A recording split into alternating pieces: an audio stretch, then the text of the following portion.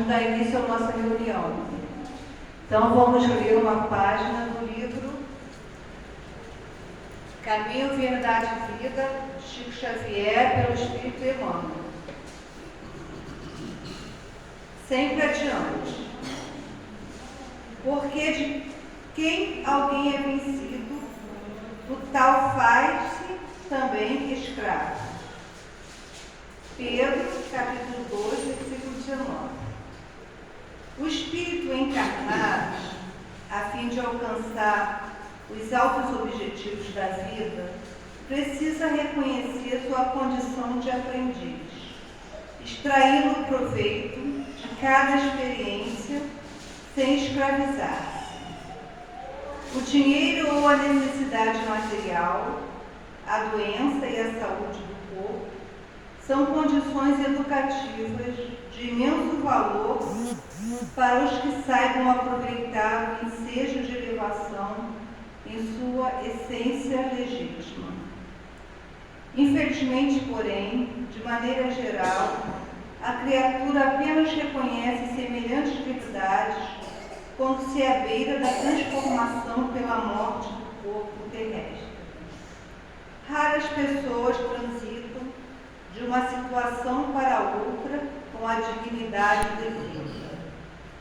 Comumente, se um rico é transferido a um lugar de escassez, dá-se a tão extremas lamentações que acaba vencido, como servo miserável da mendicância. Se o pobre é conduzido a elevada posição financeira, não raro se transforma em ordenador insensato, escravizando-se à extravagância e à tirania. É imprescindível muito cuidado para que as posições transitórias não paralisem os voos da alma. Guarda a retidão de consciência e atira-te ao trabalho edificante. Então, aos teus olhos, toda situação representará a oportunidade de atingir o mais alto e o mais além. Então, nesse momento, vamos agradecer a Deus por mais essa oportunidade, a Jesus, a todos os benfeitores que estão sempre presentes, nos amparando, nos auxiliando, que a gente possa aproveitar mais uma oportunidade, mais uma reencarnação, que a gente aproveite qualquer posição que estejamos, na pobreza, na riqueza, no tipo de trabalho, no lar, na rua, onde caminharmos, que a gente consiga aproveitar as oportunidades para o nosso enlevo espiritual. Que possamos nessa tarde de hoje sermos amparados, sermos abençoados, possamos refletir pelas palavras, pela palestra que será dada e colocarmos na nossa vida, no nosso dia a dia, na nossa caminhada. Pois não basta só a teoria, mas praticarmos, tentarmos nos melhorarmos e seguirmos o Evangelho de Jesus. Muito obrigada, Senhor, por mais essa oportunidade bendita nesta casa. Que Jesus possa amparar a todos. Que assim seja, graças a Deus.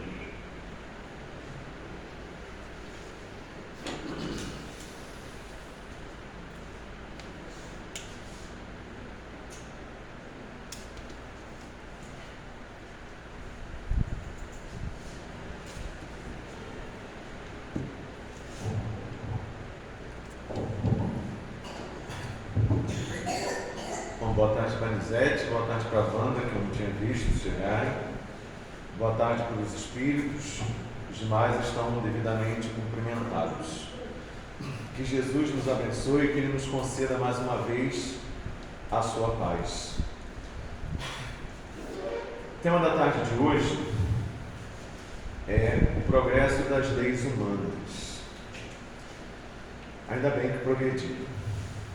Ainda bem que progrediram, porque se não tivessem progredido, e se estivéssemos ainda na década de 1930, 1940 do século XX, as nossas reuniões, as nossas assembleias gerais, que decidiriam pela eleição da diretoria e outros assuntos, teriam a presença de um policial.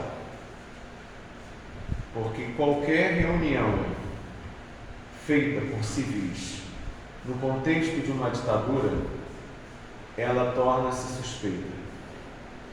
E na década de 1940 e nas décadas anteriores do século XX, e quem teve a oportunidade de assistir ao filme Predestinado, que fala sobre a vida do médium José Arigó, de repente até a década de 60 ou 70, ser médium ou ser espírita poderia trazer implicações, problemas para a sua vida.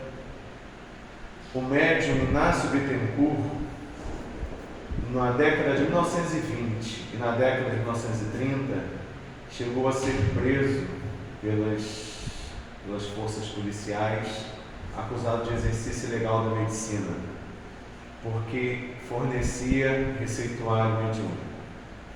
O Inácio Bittencourt, ele foi considerado por alguns como, vamos dizer assim, um espírita da época, né? Quando ele desencarna, um dos espíritas da época, na década de 1940, porque ele era muito respeitado.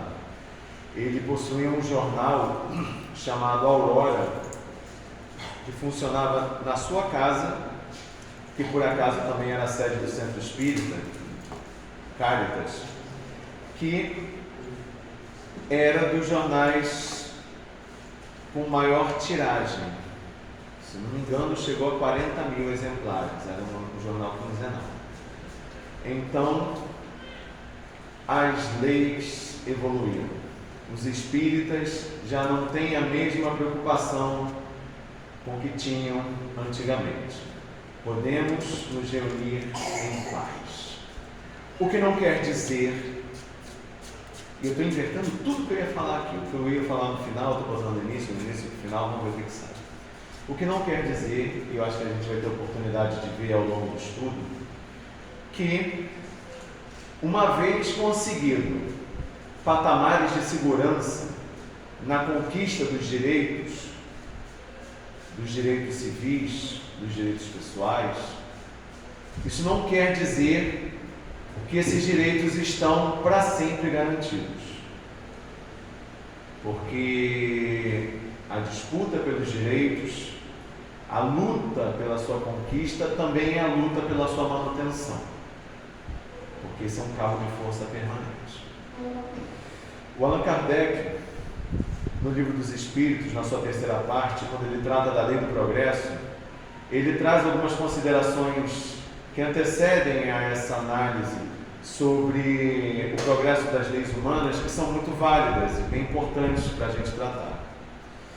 Na questão número 779, os Espíritos respondem para ele que os homens se desenvolvem por si mesmos. Os mais adiantados auxiliam o progresso dos outros pelo contato social. Quando eu li Os Homens se Desenvolvem por Si Mesmos, eu me lembrei de um dos episódios da série Cosmos, do Carl Sagan, que eu já tive a oportunidade de comentar aqui com vocês. E em um determinado momento de um desses episódios, deve ser a partir do episódio 7, entre o 7 e o 13 com certeza, ele fala das características, ele comenta mais ou menos, perto do final do episódio, sobre as características dos seres humanos, né? desses primatas que evoluíram, os primatas que evoluímos e chegamos aonde chegamos. Né? E uma dessas características era a curiosidade, era o desejo de aprender, era o desejo de investigar. O desejo de investigar projetou-nos para o espaço, jogou-nos no espaço sideral. E na década de 1970, as sondas Voyager 1 e 2 elas foram projetadas para visitar, se não me engano, Júpiter e Saturno, pesquisar e depois continuariam a sua viagem espacial. E elas levam uma mensagem dos homens. Sabe Deus quando vão ser encontradas por civilizações materiais. Mas um disco de ouro contendo fotos, contendo músicas, a posição da Terra no sistema solar e outras coisas. Então, os seres humanos eles têm necessidade de aprender e necessidade de comunicar o aprendizado. Por isso que os espíritos respondem aqui também que os mais adiantados auxiliam no progresso daqueles que vão ficando para trás. Só podem auxiliar através do contato social. Nós nos tornamos gente, nós nos tornamos humanos. O nosso processo de humanização, ele passa necessariamente pelo contato social. Ninguém é gente sozinho, ninguém se humaniza sozinho, ninguém se espiritualiza sozinho. Porque nós precisamos do contato com o outro, precisamos aprender com o outro e compartilharmos com esse outro as nossas experiências. Os momentos iniciais daqueles primatas que em algum momento tornaram-se humanos, depois de descerem das árvores e caminharem eretos, a sobrevivência dessas criaturas no nosso passado foi possível porque começaram a estabelecer entre si alianças, começaram a compartilhar a vida. A vida em comum é fundamental para o nosso processo de crescimento. Então, suspendam, melhor, cancelem ou joguem no lixo quaisquer esperanças, quaisquer ilusões que porventura algum de vocês possam manter a respeito de uma felicidade numa ilha, de uma felicidade isolada, de uma felicidade voltada apenas para os seus. Não vai acontecer. Ninguém é feliz sozinho, ou ninguém é feliz entre os seus apenas. Precisamos do contato social. Quando eu fiz as disciplinas na Universidade Federal Fluminense sobre a parte de educação, provavelmente quem estudou na faculdade de educação deve ter tido notícia de um pensador russo que teve uma vida breve, me parece, acho que não chegou nem aos 40 anos, chamado Vygotsky. E ele comenta sobre a necessidade desse contato social para o desenvolvimento dos seres humanos. Então, se vocês tiverem curiosidade, para a gente não abrir muitos ramos aqui, se perder em caminhos novos, procurem informações sobre Vygotsky. Na internet tem bastante coisa. Ora, progredimos, é fato. Há 100 anos atrás, talvez alguns de nós já não estivéssemos aqui com a idade que temos, em razão dos nossos problemas de saúde. Eu, com 20 e poucos anos, operei hérnia que estava crescendo. Cada um que fez uma cirurgia aqui de um problema mais ou menos, também.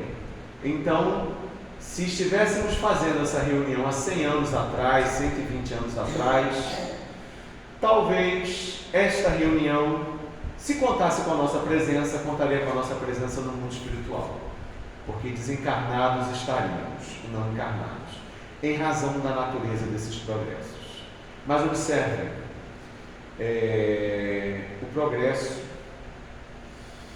ele avançou, ele se desenvolveu assim, com passos resolutos, com firmeza, com um crescimento vigoroso no campo intelectual.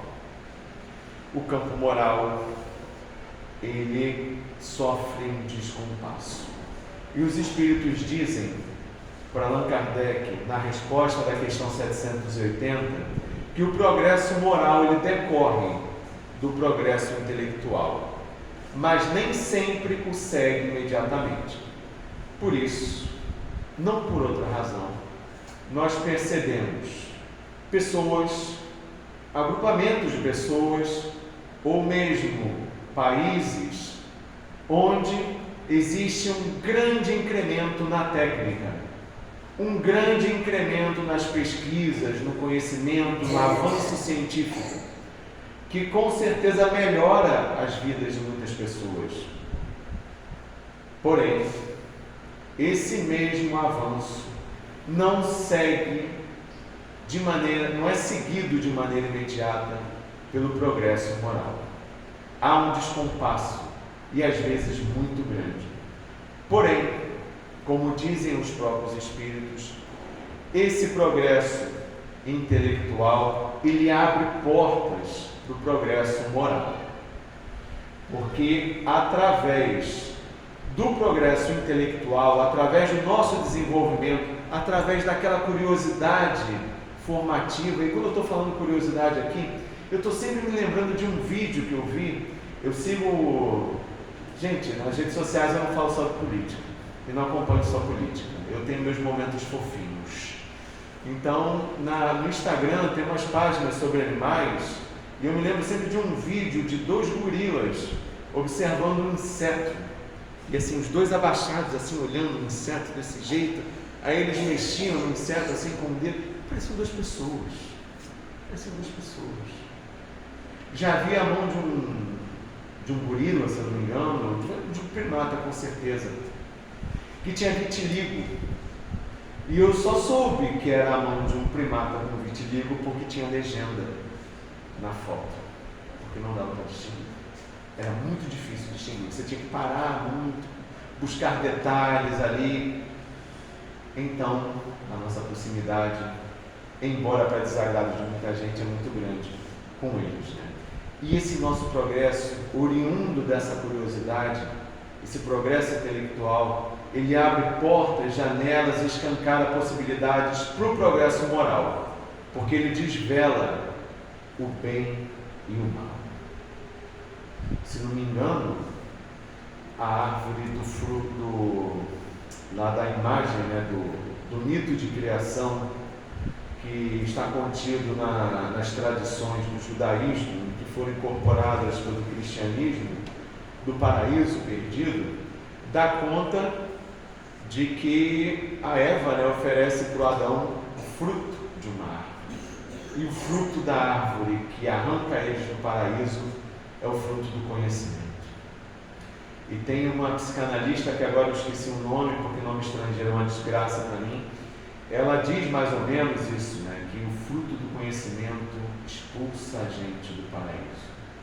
Porque a ignorância, às vezes, é um berço confortável, mas dentro do berço a criança tem muitas possibilidades. Apenas o desenvolvimento intelectual e o desenvolvimento moral abrem caminhos para o nosso crescimento espiritual, já que necessitamos dos dois. Porque uma vez conhecidos bem e mal, os seres humanos podemos decidir. E o desenvolvimento do livre-arbítrio, da liberdade de eleger, da liberdade de escolher, ele é uma consequência necessária do desenvolvimento intelectual.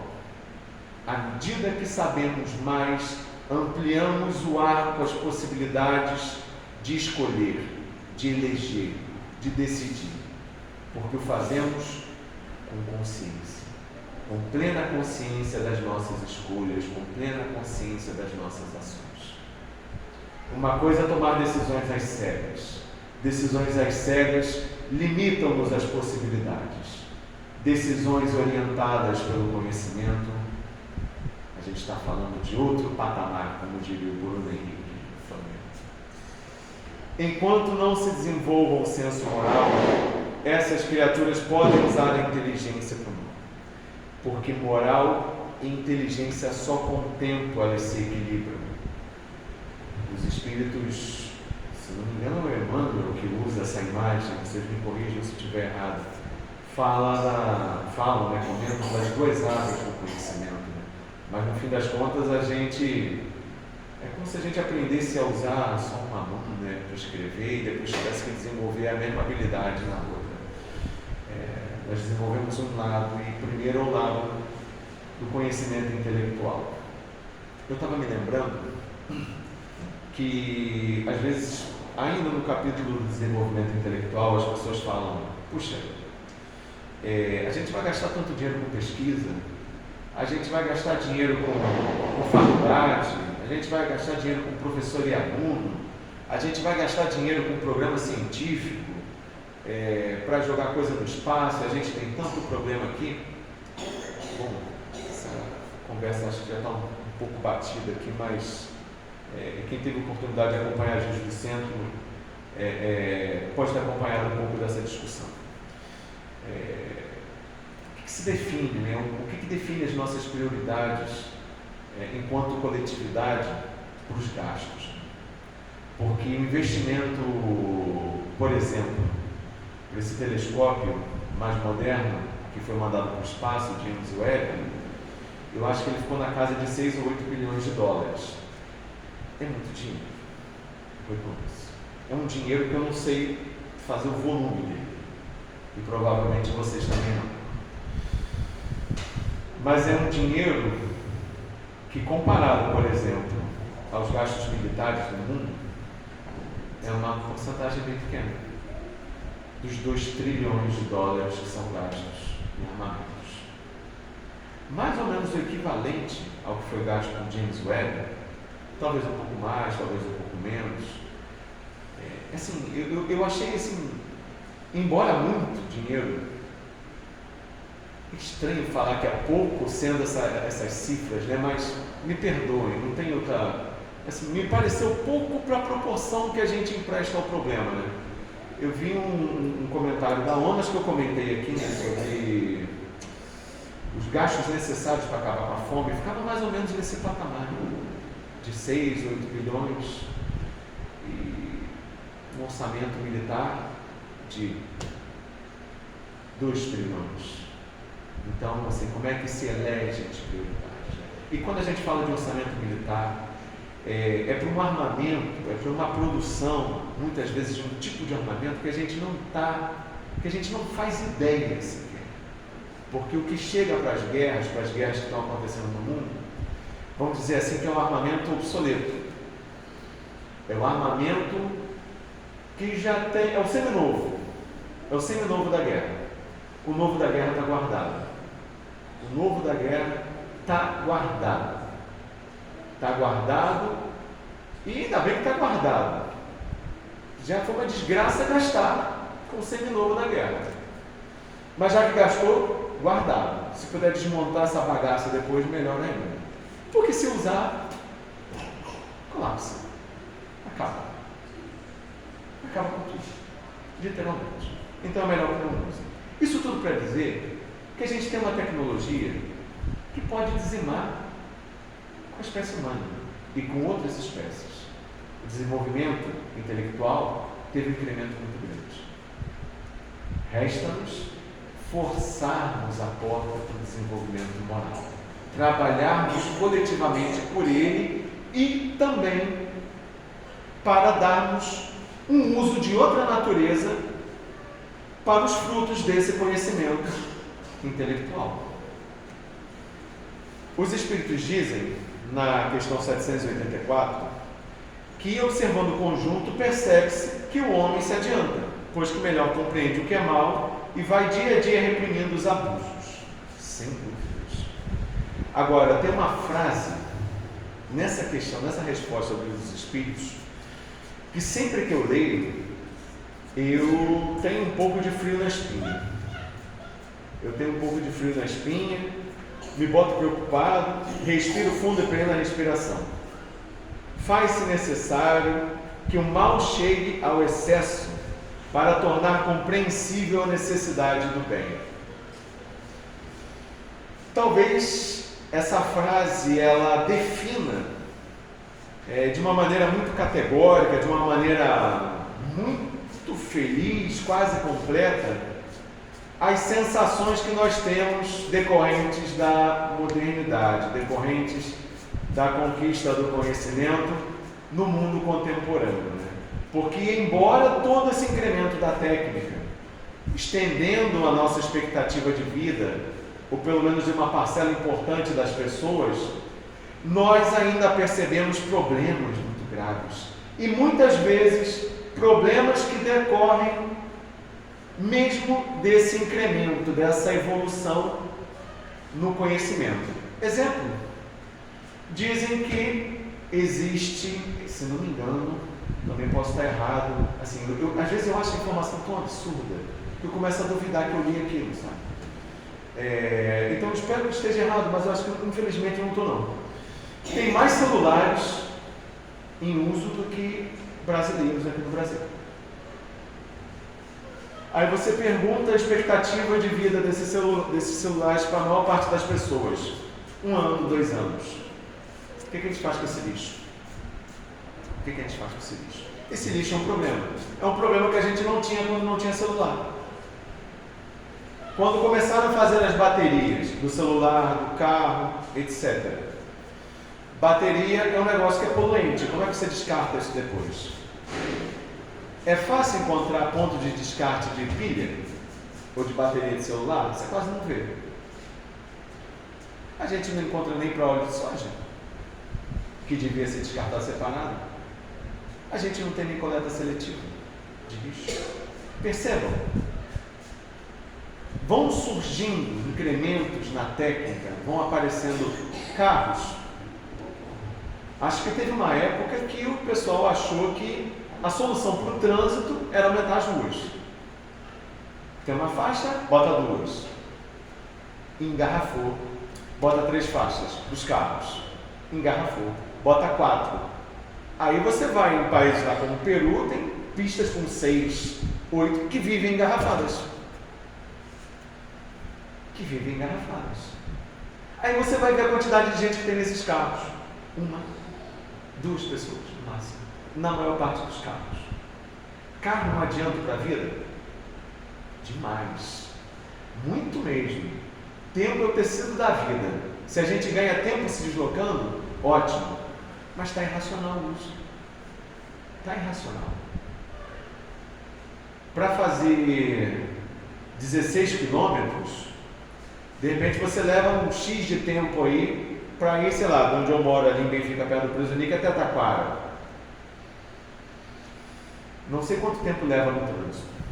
Pode ser que leve até menos tempo. Mas 16 quilômetros, se você tiver ciclovia decente, você faz. E você faz até num bom tempo. É um estresse andar de bicicleta no trânsito. Com ciclovia não. Então, há que se pensar no futuro, onde as soluções sejam individuais, não coletivos. Há que se pensar um outro tempo, uma outra realidade para esses transportes. Problemas que decorrem da modernidade, como vocês estão vendo aqui. Agora, com certeza é melhor andar de carro do que andar de charrete, ou de que andar de bonde puxado a burro, né? Porque eu me lembro, que eu falei isso agora, eu lembrei do Bezerra de Menezes, quando ele conta do seu primeiro contato, se não me engano, com o Livro dos Espíritos. Ganhou o Livro dos Espíritos, acho que ele estava no centro da cidade, a sair para o... Onde é que ele morava? Não sei se ele estava morando em São Cristóvão, ou se era para a região do Meia. Eu faço uma confusão nesses detalhes, eu me perco nos detalhes. Dizem que o diabo mora nos detalhes, né? Ele estava fazendo um deslocamento bonde. Aquela época, sei lá, deve ter sido a década de 80 do século XIX, 1880, 1870. É um lavar fumaça que só a Estelita estava viva naquela época, não estava, Estelita? Então, ele ganha o livro e ele resolve ler. Só lendo no caminho.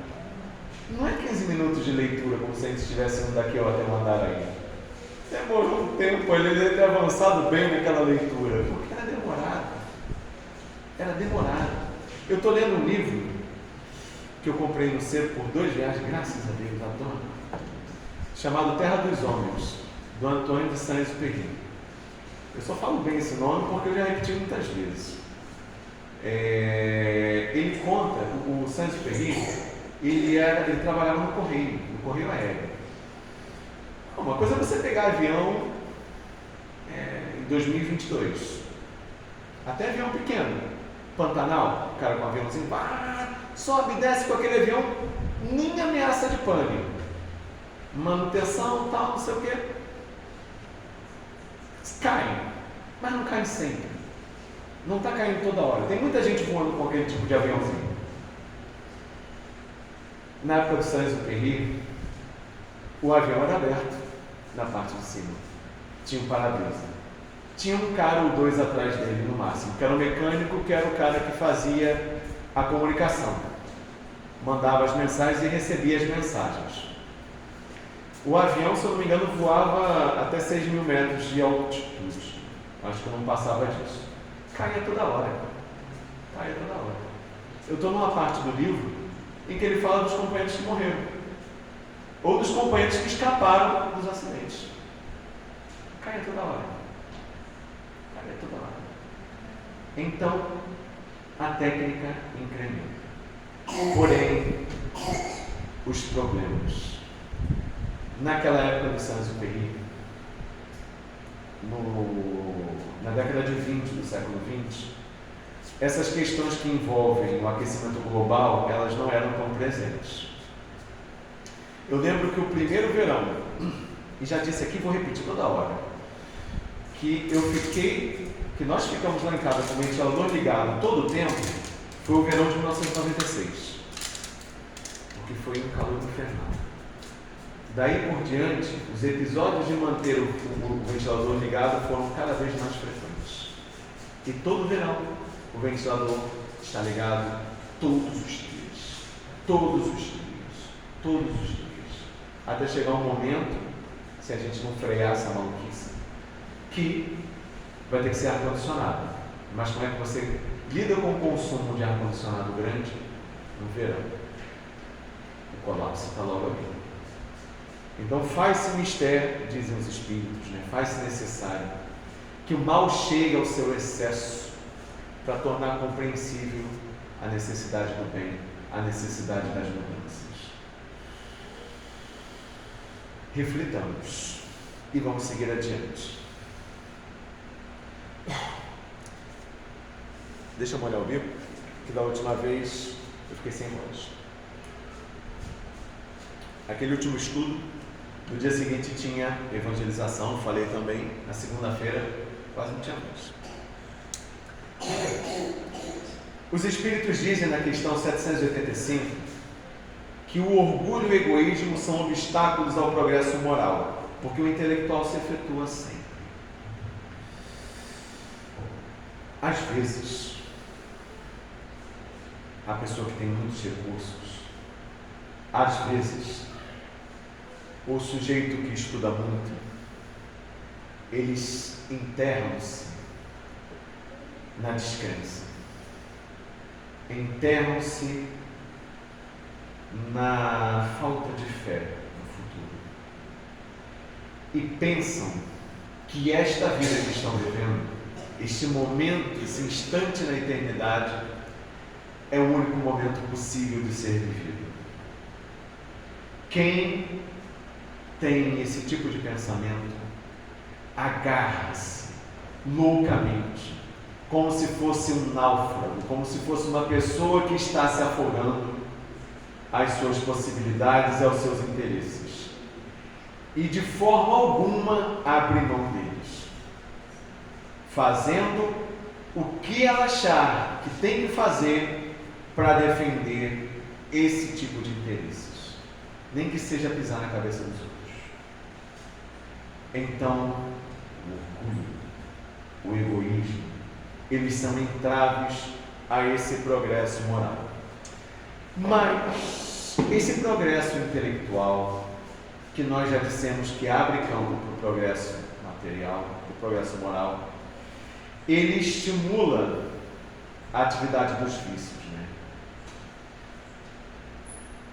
Descobre o prazer do bom prato. Me lembro sempre, tem um filme do Matrix, que agora eu não lembro se é 1 ou 2, que o cara está comendo um bife assim, suculento. Aí ele fala assim, eu sei que isso não é real, mas é saboroso, sabe? Aquele bife naquele filme, não vou entrar no mérito do filme agora, que dá uma discussão muito louca, mas é muito legal, mas em realidade. Mas aquele bife é um instante fugaz, do qual muita gente não abre mão no resto da vida. E quando eu falei agora de abrir mão para o resto da vida, eu me lembrei que no fim das contas a gente começa, ou a gente pode começar a desencarnar na hora que a gente quiser. Porque morrer é certo, morrer a gente vai morrer. Agora desencarnar é diferente. Desencarnar é se libertar desses laços. E essa besteira da comida, do bife carnudo, ele pode ser um fio a mais prendendo a gente aqui. Porque representativo dos gozos materiais, assim, do apego a essas coisas.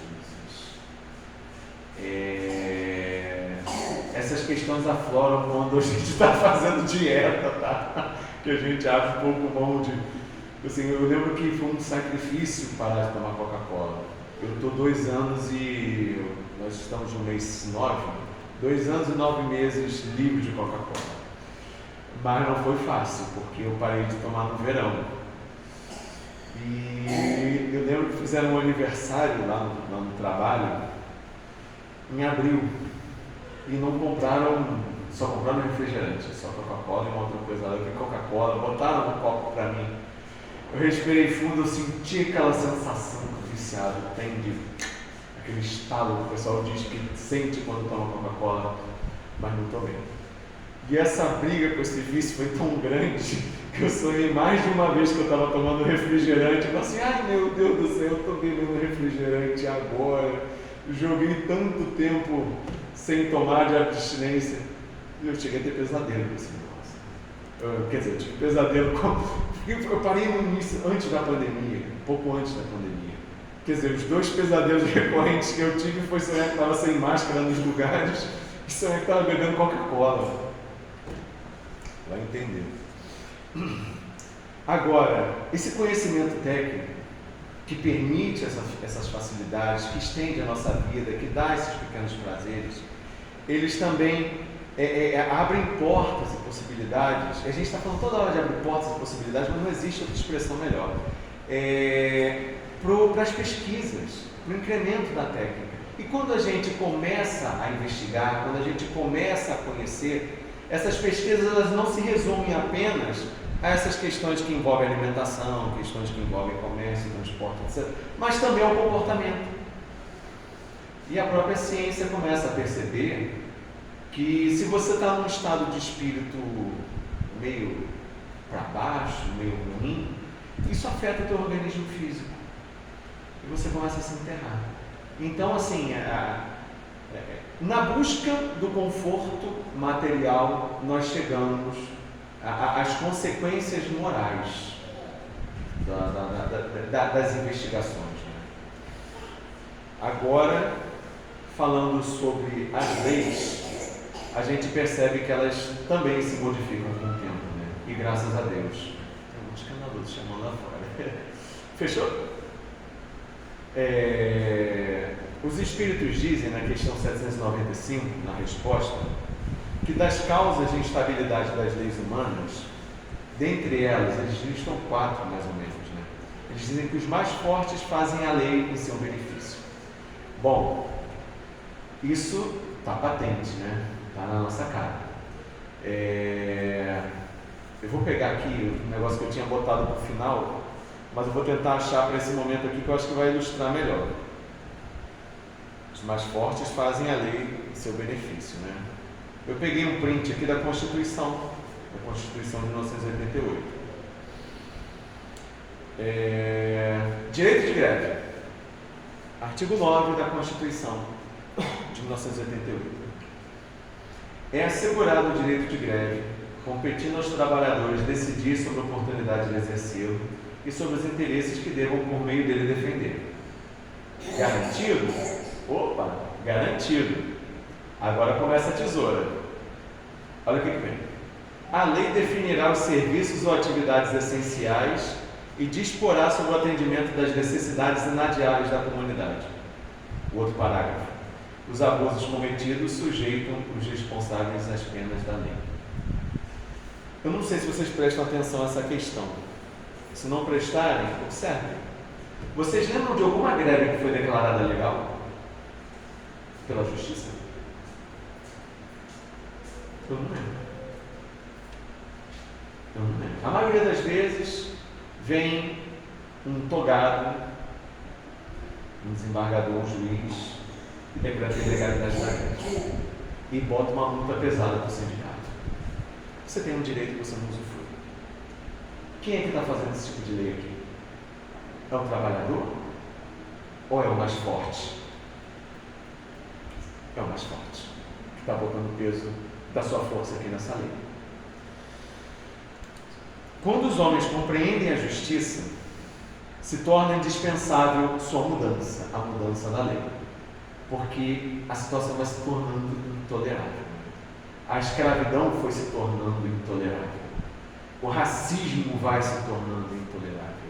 A homofobia vai se tornando intolerável.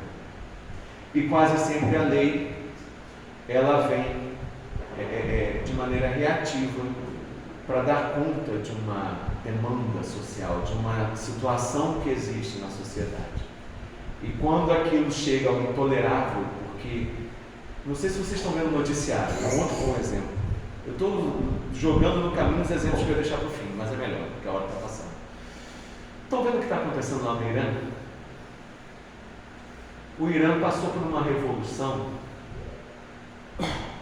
em 1979. Mais ou menos ali por 1950, eu tive que refrescar isso no livro de história, porque eu não lembrava direito. O Irã, ele sofria, ele tinha uma influência muito grande dos Estados Unidos. Mas países do terceiro mundo sofrendo influência do imperialismo, não tem outra palavra para ficar mascarando, do imperialismo. As suas elites se beneficiam, mas o grosso do povo não consegue muito bem participar da repartição dos benefícios, né? Então, o pessoal que era muito religioso, islâmico, começou a dar ouvidos para radicais islâmicos que promoveram uma revolução. E um país que, embora no Oriente Médio, embora naquela região naquela região da Ásia, né, estivesse se tornando, vamos dizer assim, ocidentalizado, as pessoas se vestindo mais ou menos como eles se vestem, com costumes mais ou menos parecidos, eles colocam com mão de ferro, implementam com mão de ferro um poder teocrático, um poder da religião sobre a sociedade. E deve ter uns malucos aqui no Brasil que gostariam muito de fazer isso, né? A gente percebe isso aí pelo noticiário. As mulheres, eu me lembro de uma foto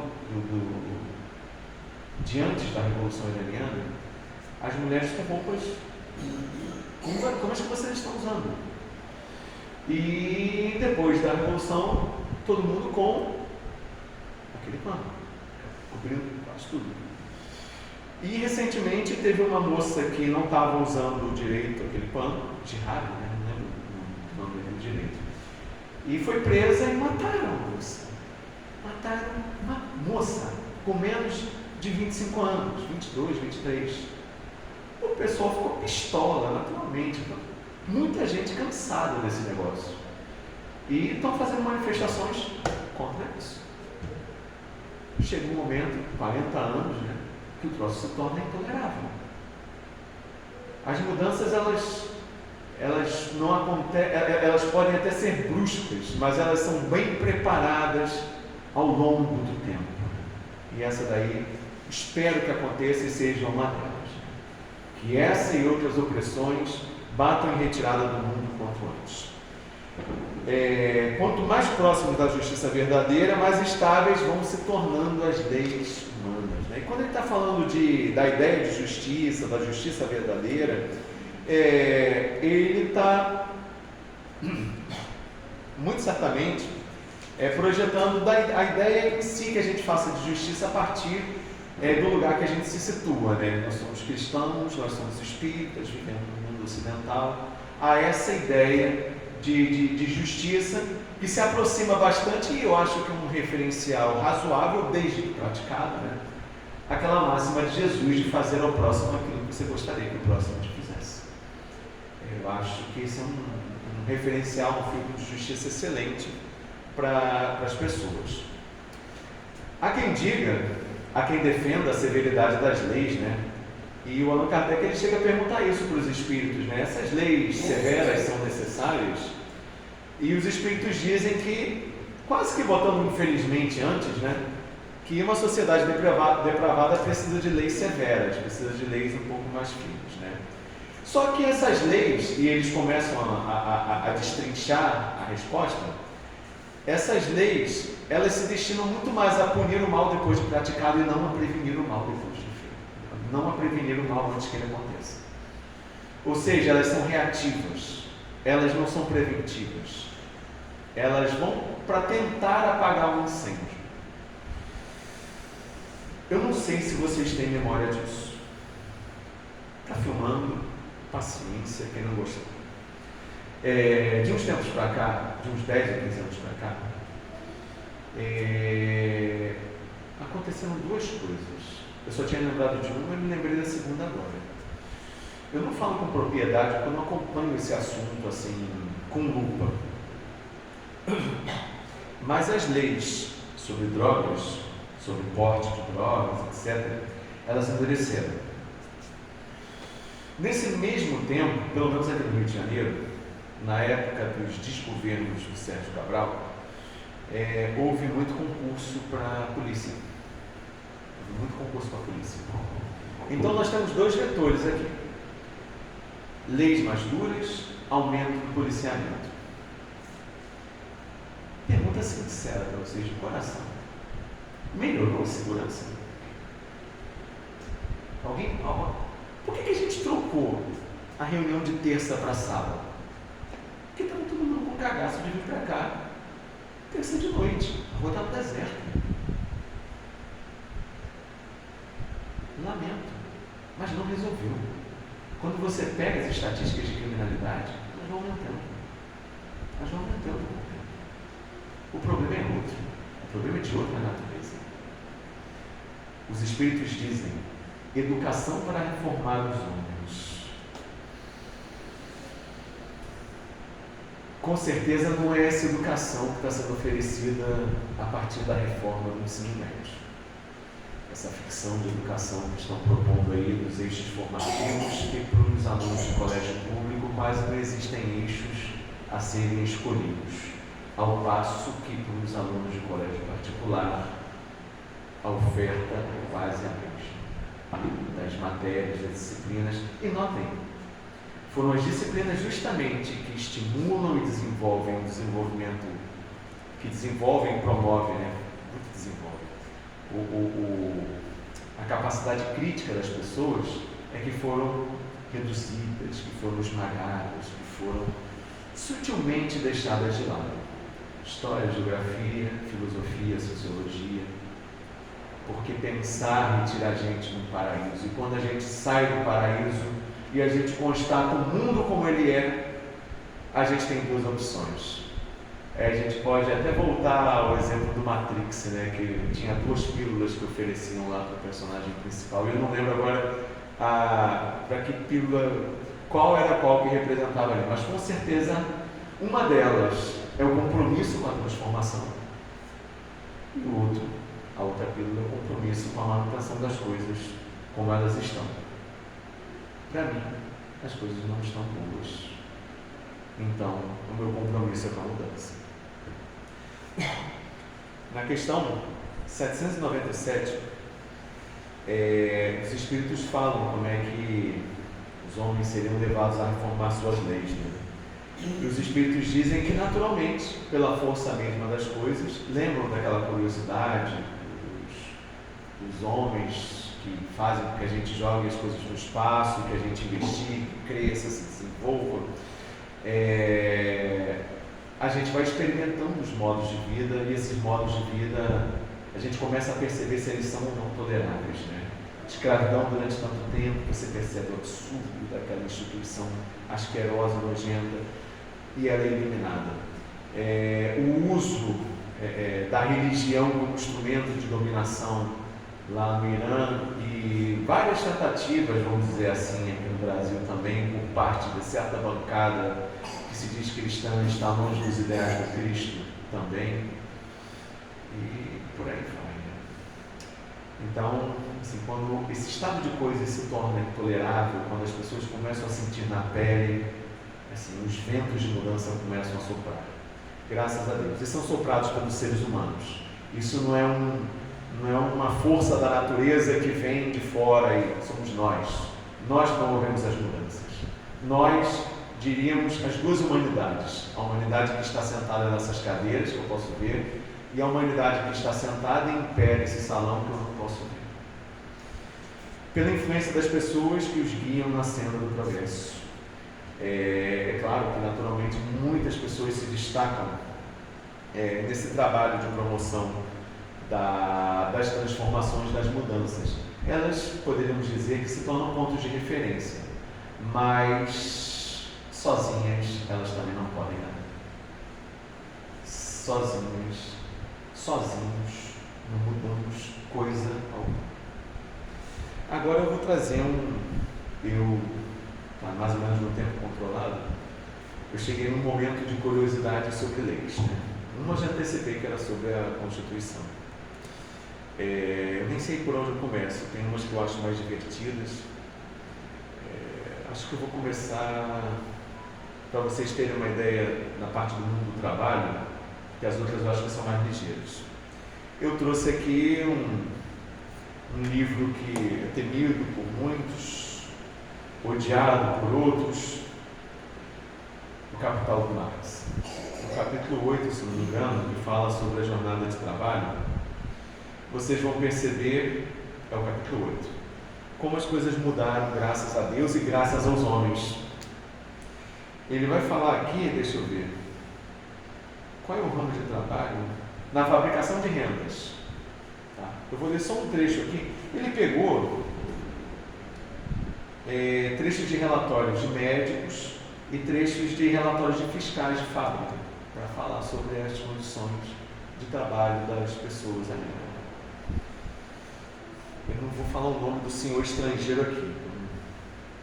O senhor magistrado municipal declarou como presidente de uma assembleia ocorrida na Câmara Municipal de Nottingham, em 14 de janeiro de 1860, que entre a população ocupada com a fabricação de rendas, reina um grau de sofrimento e privação inéditos no restante do mundo civilizado.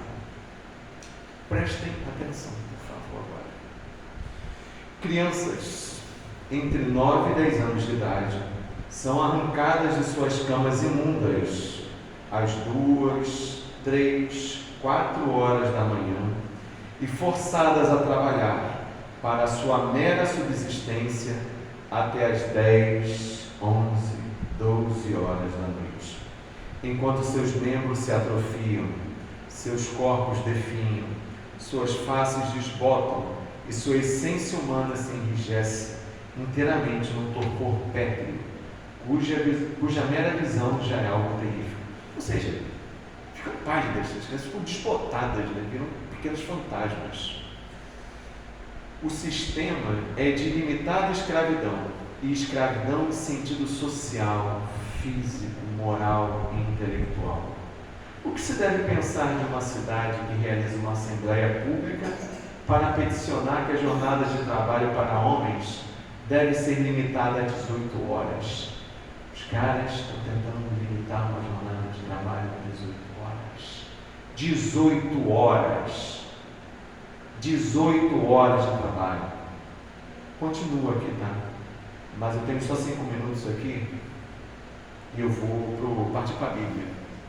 Porque tem muito religioso fundamentalista, né, que acha que a Bíblia é a palavra de Deus. E como eu acho que não existe livro sagrado, nem a Bíblia, nem livro sagrado do Espiritismo, eu vou ler uns trechinhos aqui bem legais do Levítico, que é um livro do Antigo Testamento. Quem é que gosta de feijoada? Pode levantar a mão, por favor. Na feijoada que vocês gostam, leva tocinho?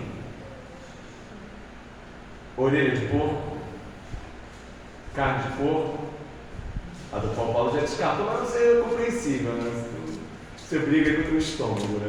Se deixa depender da minha mãe, assim, tem um feijão no prato de porco, né? na panela de porco. E se depender dela, ela bota assim, um porco esquartejado ali.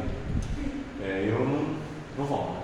Tem gente que usa o Levítico, tem gente que usa a Bíblia, né, para estabelecer essas proibições. Não pode falar com o espírito, porque tem uma proibição lá no Antigo Testamento. Não pode ser homossexual, porque tem uma proibição lá no Antigo Testamento. Então não pode comer feijoada, rapaziada. Não pode comer feijoada. Sabe por que não pode comer feijoada? Está aqui em Levítico 11, 7 e 8. Eu vou ler para vocês. Também o porco, porque tem unhas fendidas e o casco dividido, mas não rumina. Este vos será imundo. Era animal impuro. Para o judeu é até hoje, funciona até hoje, tá? De sua carne não comereis, nem tocareis no seu cadáver. Estes vos serão imundos. Os bichos que têm a pata fendida, né? Essa coisinha assim. Quem é que gosta do salgadinho da Lisete aqui? Levanta a mão! Quem é que gosta do salgadinho de camarão da Lisete? Levanta a mão! Se vocês vivessem nessa época aqui, vocês estavam lascados. De todos os animais que há nas águas comereis os seguintes: todos os que têm barbatanas e escamas, nos mares, nos rios, esses comereis. Porém, todo o que não tem barbatanas nem escamas nos mares e nos rios, todos os que enxameiam as águas, e todo ser vivente que há nas águas, esses serão para vós outros abominação. Não pode comer camarão, porque tem barbatana. Legal, né? Já pensou? Não pode comer camarão. Por que não pode? Tem barbatana. Isso, eu já havia 1, já havia 4. Caiu os papeizinhos todos. Fiz um monte de marcação aqui. Já li essas duas aqui. Vamos para o 3. Como diz o Faustão, né? Quem sabe faz ao vivo. 17. Também que eu deixei o papelzinho aqui mais fácil. Esse aqui deve ser grande.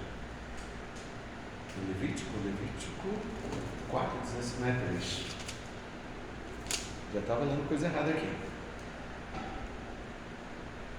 Quem é que gosta de dar uma gordurinha do bife gorduroso? Lembrei, o negócio está ruim para você. Estatuto perpétuo será durante as vossas gerações, em todas as vossas moradas. Gordura nenhuma nem sangue jamais comereis. Chouriço? Nem pensar. Tu gosta de chouriço, não é? Olha só. Levítico 19, 19. Quem é que tem cachorro e gato aqui junto? Ou já criou? Ou conhece quem cria? Eu já criei.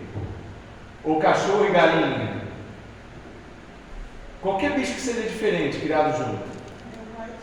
Tinha? Ih, teu pai ia se dar mal lá com o pessoal dessa época, olha só. Guardarás os meus estatutos, não permitirás que os teus animais se ajuntem com os de espécie diversa. Não pode misturar.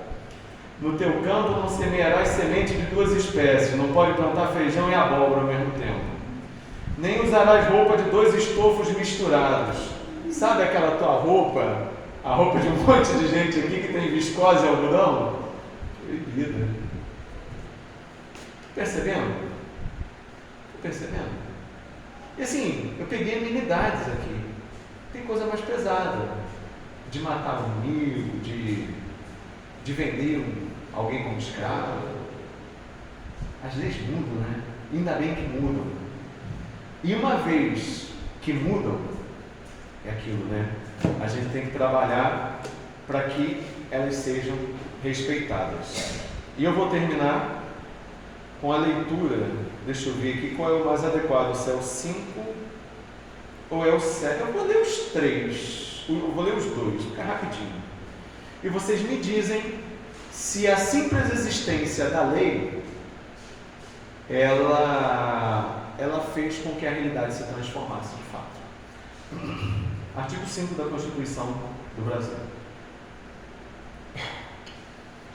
Todos são iguais perante a lei, sem distinção de qualquer natureza, garantindo aos brasileiros e aos estrangeiros residentes no país a inviolabilidade do direito à vida, à liberdade, à igualdade, à segurança, à propriedade, nos termos seguintes: direito à vida, direito à liberdade, direito à propriedade.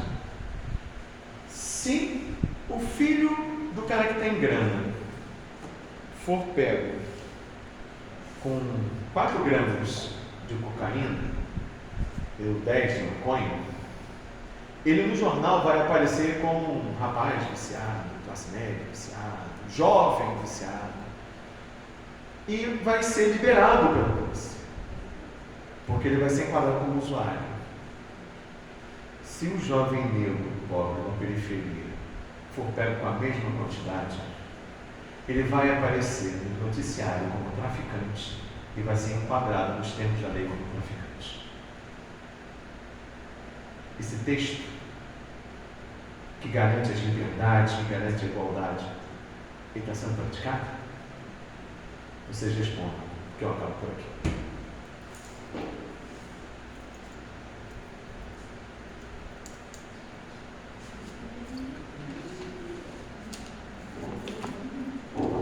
Até mais baixo para você aqui.